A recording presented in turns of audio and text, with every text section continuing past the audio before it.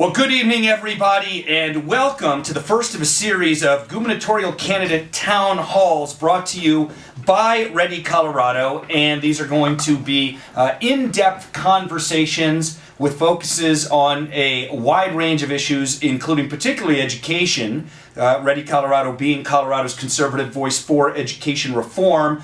This town hall is also being heard by many thousands of people joining us by phone, and I do want to let you know that if you want to ask a question of my first guest, that is George Brauchier, the district attorney from Colorado's 18th Judicial District. If you are on the phones joining us that way, you can hit *3 to ask a question, and over the course of this conversation, we will take as many of your questions as we can, as well as taking questions the old-fashioned radio way at our studio telephones at 303-713-8255, 303-713-TALK. And with that introduction, let's go to our special guest, George Brauchier.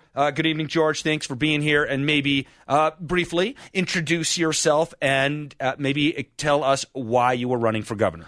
Ross, thanks for having me. My name is George Brauchier. You said I'm the district attorney for the 18th Judicial District. For those who aren't there, and I know nobody knows their judicial districts, it's a big one. It's Arapahoe, Douglas, Elbert, Lincoln. About 1 in 6 Coloradans call it home, including me and my family. I'm running for governor because the Colorado that I am about to turn over to my 4 great kids, 14, 13, just turned 10 yesterday, and 7, is just vastly different than the Colorado I inherited from my parents back in Lakewood a little over 40 years ago. And as long as I have the opportunity to do something about that and to take a great state and make it greater, I'm going to do it. We're going to have an opportunity to talk about a lot of issues tonight. I want to start in with education. And one of the things that we're going to spend some time on is school choice. It reminds me, I want to let you know those joining us by phone for this conversation have a poll question for you that I'll mention a couple of times here. And you can answer the poll question by just hitting 1, 2, or 3 on your phone. I'll tell you what the question is and the answers right now. Do you think Colorado's next governor should work to expand school choice in Colorado? Hit 1 for yes, hit 2 for no, and hit 3 if you are not sure. And George, this gets us to the first question I want to ask you, and that revolves around public charter schools. For listeners who might not be familiar, public charter schools are tuition-free public schools, open to anyone who wants to attend. They've been quite successful in the state of Colorado, but their expansion is often limited by school boards controlled by teachers' unions. For example, school districts in Colorado have a monopoly over opening charter schools. If the school board doesn't want a charter school to open, they can effectively block it. So what are your opinions on charter schools, and should the process of being able to permit them or block them remain the way that it is? Look, so many good questions there, and one takes me a little bit biographical here, but I think one of the things that makes me as a candidate unique from almost everybody else out there who I think is running is that all 4 of my kids are in public school. I graduated from public schools. My wife graduated from public schools. All of my kids have been in charter schools. 2 of them are still there, K through 5. I know intimately the value of charter schools, and I am a huge proponent of school choice. That answers the first part of the question. Because I use them, I consume them. I think the other part of this, though, is we need to think about how do we expand the opportunity for charter schools, not just in places that are very favorable towards them at the moment, like Douglas County, but all across the state and certainly across the metro area. And I agree with you that there are limitations that are imposed on their opening by having a gatekeeper become those people who feel like they're in competition with them. So maybe what we need to do is think about expanding those different bodies that can authorize charter schools, that can create that charter. I don't know if it's a University of Colorado or some other parallel track, but I do think there's something to be said for the fact that you allow the people who are in competition for these students to be the gatekeepers on whether or not there ought to be competition. For those of you, again, joining us on the telephones, *3 to ask a question of George Brauchier. Again, *3 to ask a question if you're joining us by phones. Let me just follow up on that for a second, George. How's your experience been as the parent of schools that you enroll in charter schools here in Colorado? Love it. I mean, I'll tell you that if you're not a parent of a kid who goes to a charter school, what you miss out on is sort of this camaraderie that is developed amongst parents, and there's sort of this forced participation at a level that causes you to be more interested. So I'm the district attorney of the largest jurisdiction by population in the state by a ton, and yet 8 to 12 times a year, I'm standing out there in the parking lot, holding the stop sign, wearing my ridiculous orange penny over my suit, trying to get my kids' parents, my kids' friends' parents from running over other kids. My wife does the Thursday folders. Other parents I know participate in different ways. The students know the parents who know the teachers who know the students, and it just creates a much more supportive and encouraging educational environment for all of them. And I have to say what's important about that I have that experience is, one, I know the value, but two, look, I'm not a guy running for governor whose kids are out of the house. I'm not a guy running for governor whose kids are off in some private school. I need public education to be awesome right now, not 10 years from now, right now. I'm with you on that. My kids are 9 and 11. They're both in public schools, and I absolutely agree with that. You're listening to the gubernatorial candidate town hall with District Attorney George Brauchier, presented by Ready Colorado. And if you're joining us by phone, *3 if you would like to ask a question of George. And if you want to join us the regular old-fashioned radio way, our numbers here in the KHOW studio, 303-713-8255, 713-TALK. George, I saw that Arizona recently passed some school choice legislation that created what they call education savings accounts, ESAs. And it's a program where the state puts education dollars into an account that's controlled by parents who can use the money for private school tuition or tutors or advanced coursework or whatever other education expenses that they deem appropriate for their kids. Do you support this kind of school choice program here in Colorado? Yes. And in fact, the Arizona model, it is an ESA, but they call it an empowerment scholarship account versus just a regular education savings account. But it is absolutely the right approach to take. I am an all-of-the-above school choice kind of guy, but I think what I like best about this approach is it takes the idea of local control down to the family, down to the school being in charge of these decisions.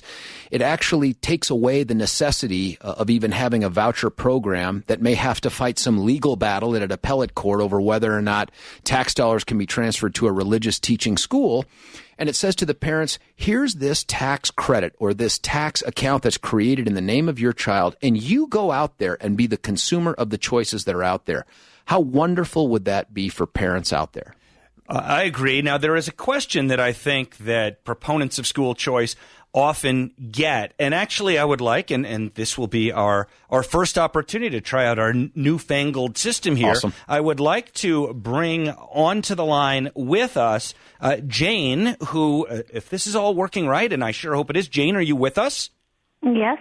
Hi, Jane. Thank you for joining this town hall. And what is your question for George Brauchier? Well, I'm just curious about your views on public schools. I find I'm a retired public school teacher, and I'm finding more and more parents are yanking their kids out of schools, and we're not getting the support from parents or from the state or actually any support at all, to be honest. And public schools, someone like you who is like, oh, choice. How do you feel about public schools? Thank you for that question, Jane. And that's a question that any supporter of school choice running for office will get commonly. So what's your answer, George? Yeah, listen, I'm a huge supporter of public schools. I got 2 kids in our district middle school and district high school. All my kids will ultimately leave charter school to go to those district middle schools and high schools, barring some other opportunities like maybe these ESA type things from Arizona. But 70% of our kids in the state of Colorado are ultimately going to graduate from public schools. Now, I support them. I want them to be the best. I'm in Douglas County, where I think we have the best public school system out there.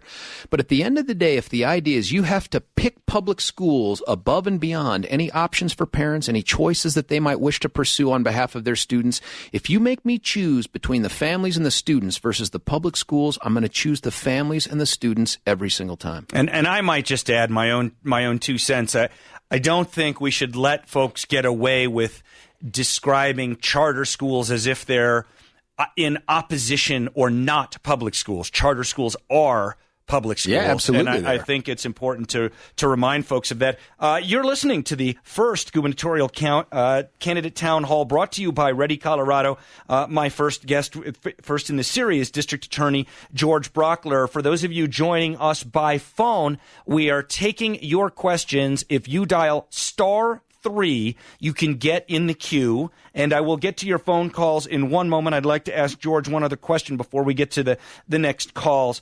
One of the other issues in education, and again, as a parent of elementary, now one middle school, one elementary, myself, there's been a pretty big backlash in the state against what some people perceive as over-testing, and the state has substantially reduced testing in response to that. Do you believe that it's important to have a single statewide test, and I mean that like per grade level, when the tests are supposed to be, and if so, why? I would like to see that.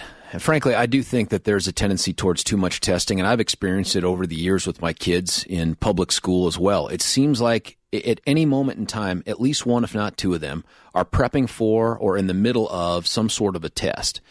I do think there ought to be a statewide test at the end of each of the school years, and I can't tell you which, maybe 3rd through 8th, 3rd through 9th, something like that. And there's a couple reasons for it. One, you want parents to be able to measure the progress of their children against some standard. How else are they going to know if their school is living up to the billing? The other thing you want to do is you want to be able to have schools be compared against each other, against some sort of a standard to see which one deserves an A, which one deserves an F. I think there's reasons for why we want to have something. And I can't remember who said it, but what you measure, you improve. I'm not sure who said that, but it's true. So I think we ought to have something like that to measure it, but no more than one at the end of every year. I like that line. I'm going to have to borrow that from you and figure out who you borrowed it from. I can't remember. For those of you joining us by phone, we have the first of our poll questions available to you right now. Do you think Colorado's next governor should work to expand school choice in the state of Colorado? Hit 1 if your answer is yes. Hit 2 if your answer is no. And hit 3 if you are undecided on that question. Let's go back to our phone lines and let's bring onto the show. Let's come on now. Let's go with Ann. Hey, Ann, can you hear me? Yes. Hey, very good. Welcome to the show. I'm Ross, and you're talking with George Brauchier. What's your question for George? Hi, George. Hi. Here's the thing. Yep. I went back to school in my 40s, and I was stunned by the attitude of the professors, and I'm not talking about just one class, but how they put the United States down.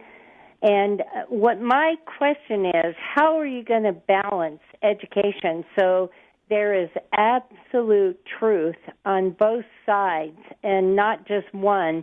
I can remember when they were talking about the United States and slavery, and no other country in the whole wide world had slavery. It was Africa, England, So, all right, and can you just in the interest of time, because we have dozens of calls, what's your specific question for George?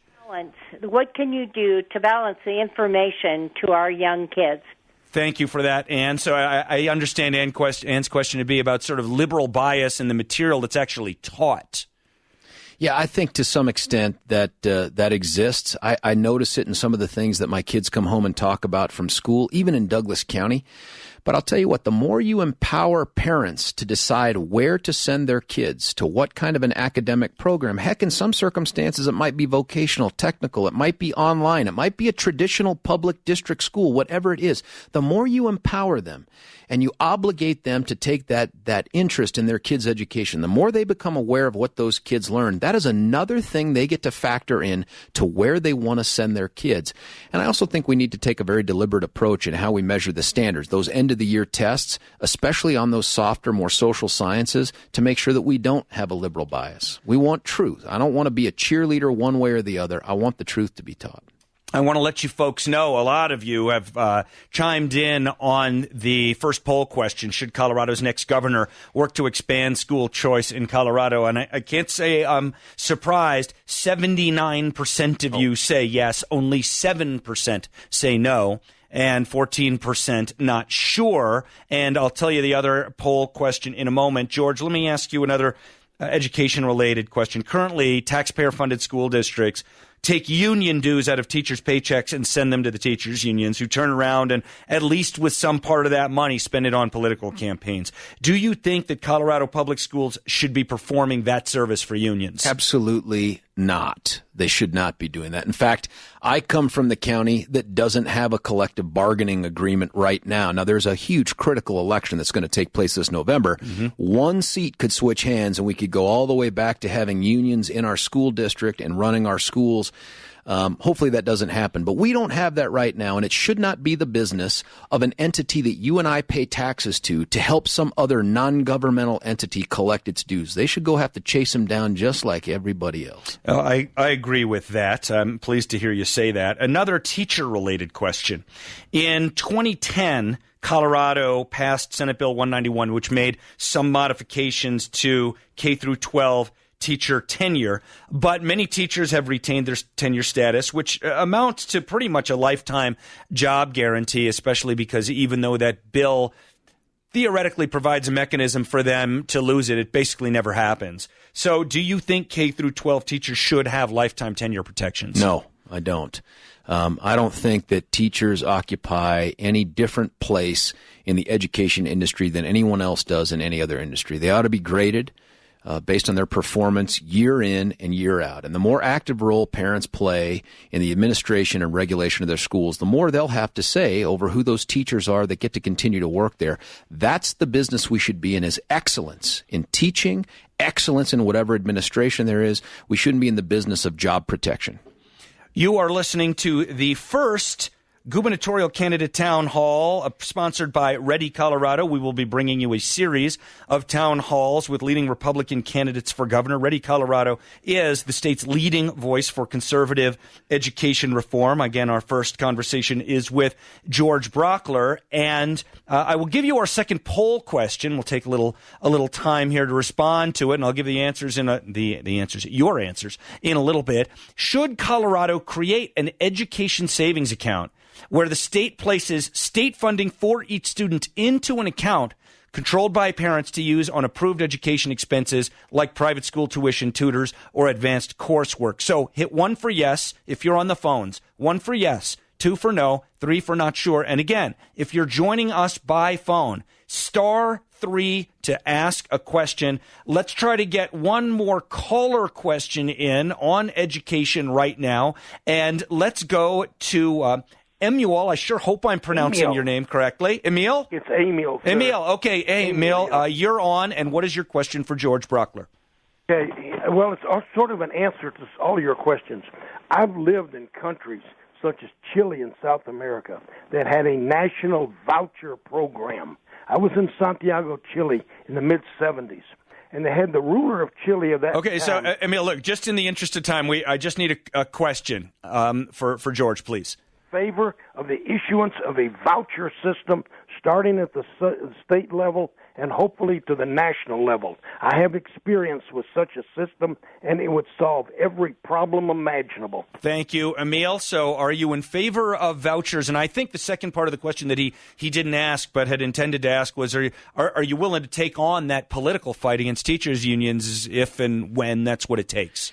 Well, it wouldn't just be vouchers that invite the teachers' unions to go nuts. It's this idea of these educational savings accounts or these empowerment scholarship accounts that they have in Arizona. I mean, anything that allows parents to make decisions other than go to a typical traditional district school is going to earn the ire of teachers' unions because that's where they collect their money. That's where they collect their dues and their power. The short answer is, in the absence of these ESAs, I'm in favor of as much choice as possible, and that would include vouchers. The problem, though, is you have this Blaine Amendment. You have the amendment that says, look, government can't transfer these funds to these religious institutions, and we're going to have a debate right now. I mean, I think the Supreme Court at some point is going to get involved in this. There's the case that Douglas County is advancing. But we can make all that go away if we can move towards this educational savings account model, which I think is a favorable model towards parents and towards decision-making at the local level. You are listening to the first gubernatorial candidate town hall. My guest, District Attorney George Brauchier. We're going to take a very short break here. And when we come back, we're going to take a couple more questions about education, and we will then move on to other topics, including infrastructure, healthcare, and taxes. You're listening to 630 KHOW, Denver's talk station. I am Ross Kaminsky, joined by George Brauchier in the Ready, Colorado gubernatorial candidate town hall.